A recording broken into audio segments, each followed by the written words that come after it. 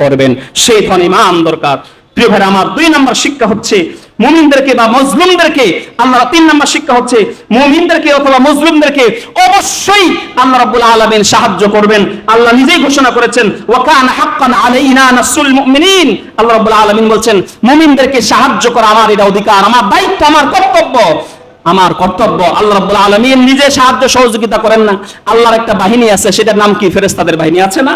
প্রিয় ভাইরা আমার, আল্লাহ ফেরেশতাদের প্রতি আমাদের ঈমান আছে। ফেরেশতাদের প্রতি যে ঈমান, আমরা জানি যেই ফেরেশতাকে আল্লাহ রাব্বুল আলামিন যে কাজের জন্য সৃষ্টি করেছেন, সেই কাজ ছাড়া ওই ফেরেশতারা অন্য কোনো কাজ করে না। আল্লাহ রাব্বুল আলামিন বদরের যুদ্ধকে কেন্দ্র করে আল্লাহ রাব্বুল আলামিন বলছেন 3 নম্বর সূরা আলে ইমরান 125 নম্বর আয়াতে, বালা ইন তাসবিরু ওয়া তাত্তাকু ওয়া ইয়াতুকুম মিন ফাওরিহিম হাদা ইউমদিদুকুম রাব্বুকুম বিখামসাতি আলাফিম মিনাল মালাইকাতি মুসাওয়িমিন। আল্লাহ রাব্বুল আলামিন বলছেন, হে ঈমানদারগণ, যদি তোমরা ধৈর্য ধারণ করো, তাকওয়ার নীতি অবলম্বন করো, বিরোধী শক্তিরা যখন তোমাদের উপর চড়াও হবে, তোমাদের উপর আক্রমণ করবে, আমি রব্বুল আলামিন তোমাদেরকে ধারাবাহিকভাবে আগত 5000 ফেরেশতা দ্বারা আমি তোমাদেরকে সাহায্য করব। সুবহানাল্লাহ। তাহলে আপনি যখন দ্বীনের পথে থাকবেন, সবর করবেন, আল্লাহর আনুগত্য করবেন এবং তাকওয়া নীতি অবলম্বন করবেন, আল্লাহ রাব্বুল আলামিন একটা স্পেশাল ফোর্স আছে, একটা ফেরেশতাদের বাহিনী আছে, যারা সদা প্রস্তুত আপনাকে সাহায্য করার জন্য কি রেডি হয়ে আছে। এই জন্য মুমিনদের কোনো কি নাই, হতাশা নাই। 2 দিন আগে অথবা পরে অবশ্যই সাহায্য আসবে। 4 নম্বর শিক্ষা হচ্ছে প্রিয় ভাইরা, জালেমদেরকে, যারা মানুষের উপর জুলুম করে, যুগে যুগে যারা মানুষের উপর জুলুম করেছে, মানুষকে হত্যা করেছে, মানুষের জীবনকে জাহান্নাম বানিয়ে দিয়েছে, সেই জালেমদেরকে আল্লাহ ছাড় দেন, কিন্তু ছেড়ে দেন না।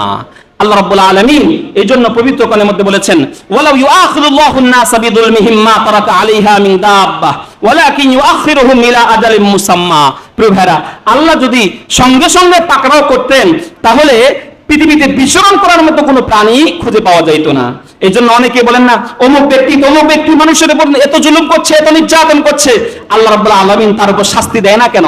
মনে হয় আল্লাহ রাব্বুল আলামিন দেখে না, নাই, আল্লাহ মনে হয় কি বেমালুম ভুলে গেছেন। না প্রিয় ভাইরা, প্রত্যেকটা মানুষকে আল্লাহ রাব্বুল আলামিন সৃষ্টি করেছেন এবং একটা নির্ধারিত আয়ু আল্লাহ রাব্বুল আলামিন দিয়েছেন, একটা ডিউরেশন দিয়েছেন।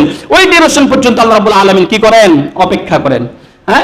এরপর আল্লাহ রাব্বুল আলামিন যখন পাকড়াও করেন, তখন ইন্না বাতশা রাব্বিকা লাশাদীদ, তোমার রবের পাকড়াও খুবই মারাত্মক। যেভাবে ফেরাউন কি করেছে, যুগের পর যুগ ধরে বনি ইসরাইল জাতির উপর নির্যাতন করেছে, নূহ আলাইহিস সালামের সময় স্বৈর শাসকরা যেভাবে নির্যাতন করেছে, ইব্রাহিম আলাইহিস সালামের সময় নমরুদ যেভাবে মুসলমানদের উপর নির্যাতন করেছে, রাসূলের যুগে আবু লাহাব, আবু জাহেল, উতবা, সাইবারা যেভাবে নির্যাতন করেছে, যুগে যুগে সারা পৃথিবীতে যারা মুসলমানদের উপর নির্যাতন করেছে, দেখবেন কোন জালেম কিন্তু স্থায়ী ক্ষমতা থাকতে পারে নাই এবং ভবিষ্যতেও পারবে না। আল্লাহ রাব্বুল আলামিন সামান্য সময় কি তাদেরকে ছাড় দিয়ে রেখেছেন। এই জন্য যারা মানুষের উপর জুলুম করবে তাদেরকে সচেতন হতে হবে। সম্মানিত ভাইরা আমার, 5 নম্বর শিক্ষা হচ্ছে মুমিনদেরকে আল্লাহ রাব্বুল আলামিন বেশি বেশি কি করেন? পরীক্ষা করেন। এই পরীক্ষা করার জন্যই আল্লাহ রাব্বুল আলামিন আমাদেরকে পৃথিবীতে পাঠিয়েছেন। এই জন্য মুমিন মাত্রই কি হবে? পরীক্ষা আসবে। এমনি ঘোষণা দিলেন যে আপনি মুমিন, এতটুকু বললে আল্লাহ ছেড়ে দিবেন? আল্লাহ রাব্বুল আলামিন 29 নম্বর সূরা আল আনকাবুতের 2য় আয়াত আল্লাহ রাব্বুল আলামিন বলছেন, হাসিবান নাস আইয়াতরাকু ইয়াকুলু আমান্না ওয়া হুম লা ইফতারুন। তোমরা কি মনে করেছো ঈমান এনেছে কথা বললে তোমাদেরকে ছেড়ে দিব, তোমাদেরকে পরীক্ষা করব না? অবশ্যই তোমাদেরকে পরীক্ষা করব, এবং ইতিপূর্বে যত জাতি আসছে তাদেরকে যেভাবে পরীক্ষা করেছি ঠিক তোমাদেরকে আমি পরীক্ষা করব। শেষ করব প্রভায়া। এই জন্য আমাদের উপরে কি আসবে? পরীক্ষা আসবে। সেই পরীক্ষায় কি করতে হবে? ধৈর্য ধারণ করতে হবে। আর যদি ধৈর্য ধারণ করতে না পারি তাহলে কিন্তু বিপদ আসবে। এজন্য আসুন পরিশেষে আরেকটি পয়েন্ট আমি বলে শেষ করতে চাই, সেটা হচ্ছে এই যে অতীতের যত নবী আসছে সেই নবীদের জীবনী থেকে আমরা শিক্ষা নিব। এই শিক্ষা যদি না নিতে পারি তাহলে আসলে আজকের এই আশুরা অনর্থক। দেখেন, পবিত্র কোরআনে প্রায় 26টি সূরায় আল্লাহ রাব্বুল আলামিন ফেরাউন সম্পর্কে আলোচনা করেছেন। অন্ততপক্ষে 67 জায়গায় ফেরাউনের নামটা এসেছে কোরআনে, এবং 131 জায়গায় মূসা আলাইহিস সালামের আলোচনা এসেছে, এবং মূসা আলাইহিস সালামের জাতি বনি ইসরাঈল নামে একটা সূরা আল্লাহ রাব্বুল আলামিন কোরআনে নাযিল করেছেন, এবং নূহ আলাইহিস সালামের নাম পবিত্র কোরআনে অন্ততপক্ষে 50 জায়গায় এসেছে, যেখানে মুহাম্মদ সাল্লাল্লাহু আলাইহি ওয়াসাল্লামের নাম এসেছে মাত্র কয় জায়গায়? 4 জায়গায়। এরপরে আদম আলাইহিস সালামের নাম এসেছে 25 জায়গায়। তাহলে অতীতের অসংখ্য নবীদের ঘটনা আল্লাহ রাব্বুল আলামিন এই কোরআনে নিয়ে আসলেন। কেন নিয়ে আসলেন?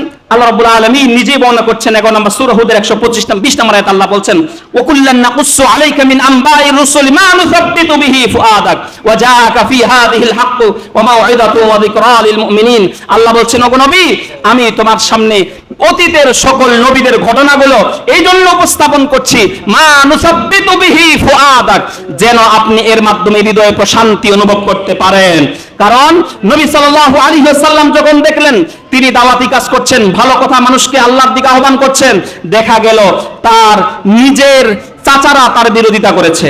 রাসূল সাল্লাল্লাহু আলাইহি ওয়াসাল্লামকে আল্লাহ রাব্বুল আলামিন সূরা ইউসুফ নাযিল করে জানিয়ে দিলেন, ওগো নবী, তুমি তো তোমার বিরোধিতা করছে তোমার চাচারা। অতীতে এমন নবী ছিল যার বিরোধিতা তার আপন ভাইরাই করেছিল। কি বলে, ইউসুফ আলাইহিস সালামের আপন ভাইরা কি করেছিল? তাকে কুয়ায় ফেলে দিয়েছিল। বিশ্বনবী সাল্লাল্লাহু আলাইহি ওয়াসাল্লাম আশান্বিত হলেন যে এই বিপদ নতুন নয়, আরো আগে কি ছিল? বিপদ ছিল।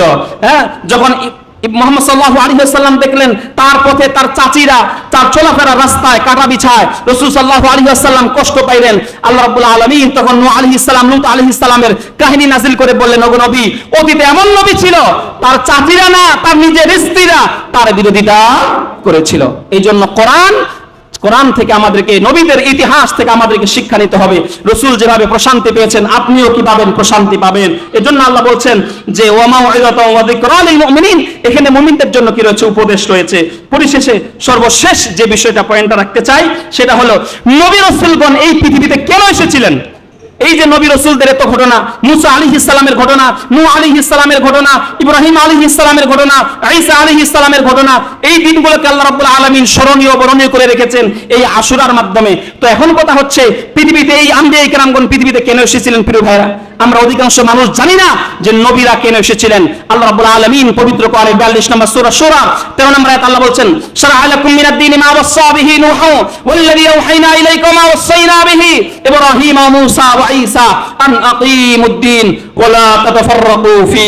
প্রিয় ভাইরা, আল্লাহ বলছেন, হে নবী, শরীয়তের সেই বিধিবিধান আপনার উপর আমি অবতীর্ণ করছি, সেই বিধান আপনার উপর কি চালু করছি যেই বিধান আমি দিয়েছিলাম নূহ আলাইহিস সালামকে, এবং আপনার উপর সেই বিধান দিচ্ছি ওয়াল্লাযী আওহাইনা ইলাইক, সেই বিধান আপনার উপর নাযিল করছি, ওমা ওয়াসাইনা বিহি ইব্রাহিম ওয়া মূসা ওয়া ঈসা আন আকিমুদ্দিন, যেটা আমি ইব্রাহিম আলাইহিস সালামের উপরে, মূসা আলাইহিস সালামের উপরে, ঈসা আলাইহিস সালামের উপর নাযিল করেছিলাম, সেই দায়িত্ব আমি আপনার উপর অর্পণ করছি।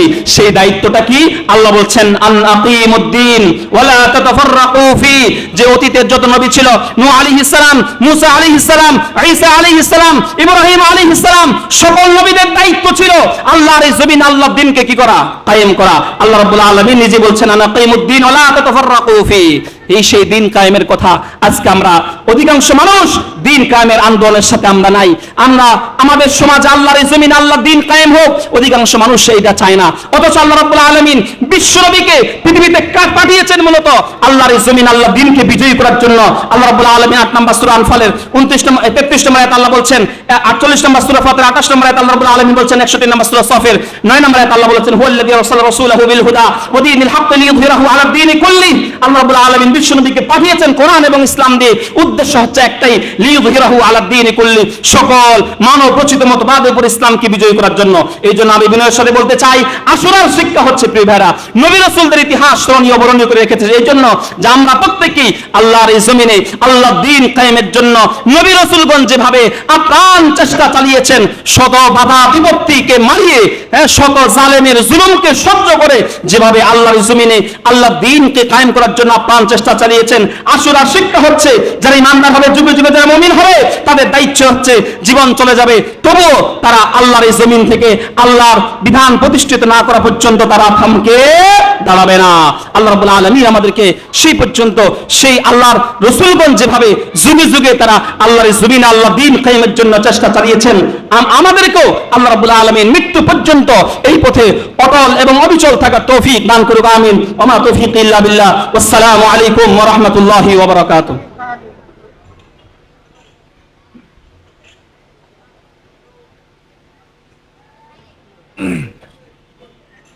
আলহামদুলিল্লাহ, শুকরিয়া। এতক্ষণ পর্যন্ত আমাদের সামনে গুরুত্বপূর্ণ আলোচনা করতেছিলেন মুহররমের তাৎপর্য এবং দ্বীনের বুনিয়াদী বিষয় সম্পর্কে হাফেজ মাওলানা মোহাম্মদ মাসুম তারিফ। আল্লাহ রাব্বুল আলামিন হযরত